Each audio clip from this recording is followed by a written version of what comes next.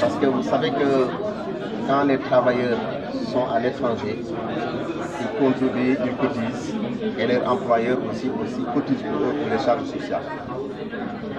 Mais pour les travailleurs qui sont en France, dont les familles sont en France, ils peuvent bénéficier des mêmes avantages que les autres travailleurs français ici. Mais si les familles restent au Sénégal, ce n'est pas le cas. C'est un volet important. Il y a aussi le fait que quand les travailleurs vont à la retraite, ils souhaitent rentrer chez eux. Mais là aussi, pour qu'ils puissent avoir leur pension, que les pensions leur soient servies chez eux, dans leur pays, dans les mêmes conditions, il faut une convention. C'est pourquoi, en ce qui concerne la sécurité sociale des travailleurs, on a toujours besoin d'une convention bilatérale ou multilatérale. Parce que c'est la règle de la territorialité. Là où tu travailles, c'est là-bas où tu cotises. Et c'est là-bas où tu bénéficies des prestations, pas à l'étranger. Donc la première décision importante avec la partie française ouverte, et nous avons travaillé sur la base des instructions du M. le Président de la République du Sénégal et du M.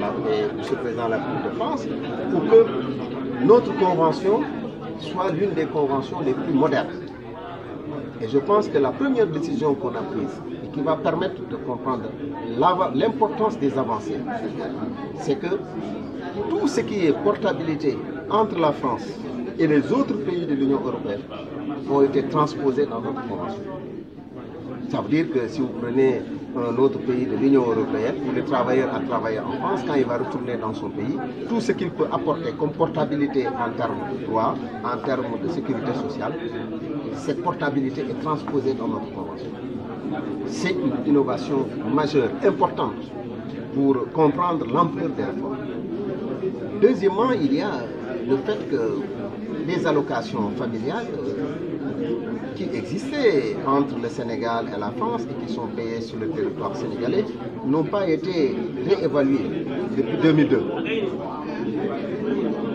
La décision a été prise de réévaluer cela de 40%.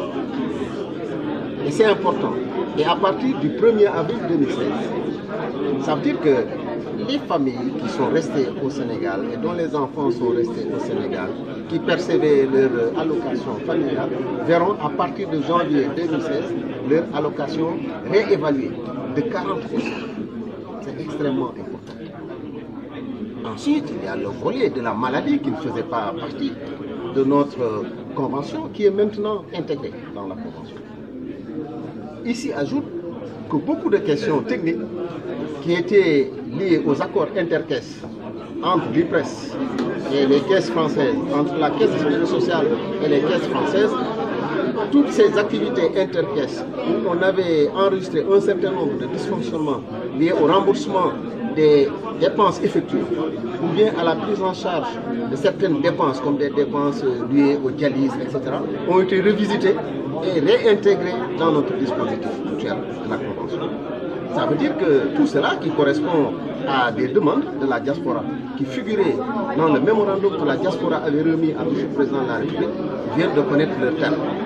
On est venu aujourd'hui rendre compte parce qu'on est dans un monde de culture de résultats. Le Président de la République veut à chaque fois permettre aux Sénégalais de mesurer le niveau d'atteinte des objectifs que nous nous sommes fixés.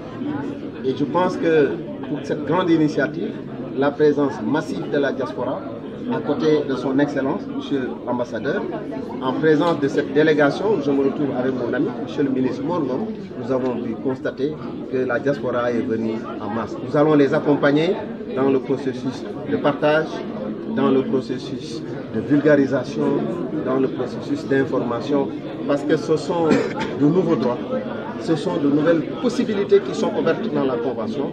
Et ce travail-là, si on a pu l'avoir, c'est parce qu'on a la chance d'avoir un président de la République qui constitue la diaspora comme une priorité et qui demande à tous ses ministres de concentrer les efforts pour que les préoccupations de la diaspora soient prises en charge. Aujourd'hui, tout le monde est satisfait. Je pense qu'il ne faut pas faire la fine bouche. Dans la vie, rien n'a été terminé. Donc, aujourd'hui, ce sont des allocations dont les taux ont été fixés depuis 2002. 2002 à maintenant, ça fait 14 ans. je pense à une réévaluation de 40%. On n'a qu'à articuler ça par rapport à l'évolution du coût de la vie au Sénégal pour comprendre que c'est important. Maintenant, que ça soit insuffisant, c'est un fait. On va y travailler, vous y travaillez aussi ici avec la partie française. Je pense que le président a voulu quelque chose d'important, c'est-à-dire faire des réformes dans le secteur social, lutter contre les inégalités, faire en sorte que les plus démunis puissent bénéficier de la couverture sociale.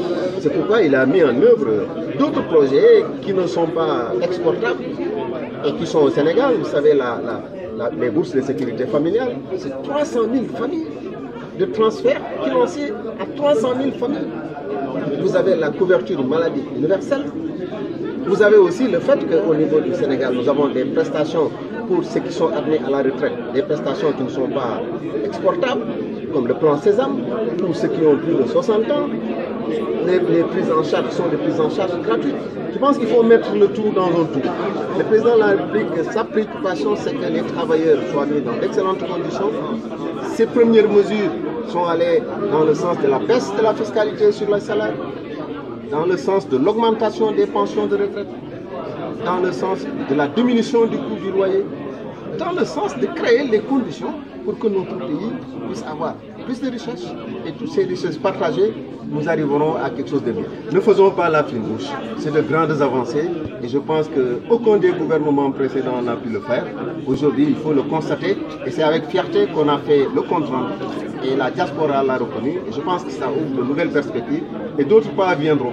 Peut-être que l'avenir, je suis sûr, sera meilleur. Je pense que ce n'est pas en termes de concession, c'est en termes de consensus.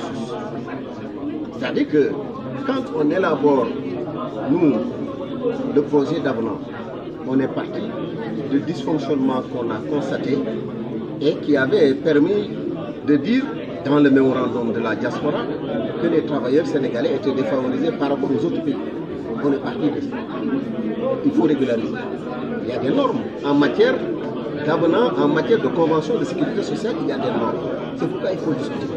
Mais je pense que ce n'est pas des concessions, c'est plutôt analyse objective de la situation. Un partage entre l'évolution des législations sociales des autres pays et une volonté manifeste de faire en sorte que la convention que le Sénégal a signée avec la France fasse partie des conventions les meilleures où on retrouve ce qui fait si peu de mieux. Je pense que c'est un aspect important. Il faut saluer la disponibilité de la partie française, saluer la disponibilité de la partie sénégalaise, parce que c'était des négociations. Vous savez, les négociations, on tire d'un côté, de l'autre, on dessert. C'est comme ça que la vie avance.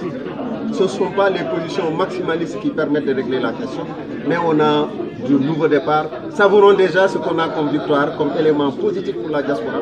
Et peut-être que demain, en direction de la commission mixte d'octobre, s'il y a de nouvelles initiatives, en direction de l'élaboration de l'avenant, de l'arrangement administratif, on prendra compte de ces préoccupations. Et ce sera dans le sens de l'intérêt des travailleurs de la diaspora. Je pense que c'est une question qui a été abordée, mais n'oubliez pas que nous étions dans une commission mixte qui concerne la question de sécurité sociale.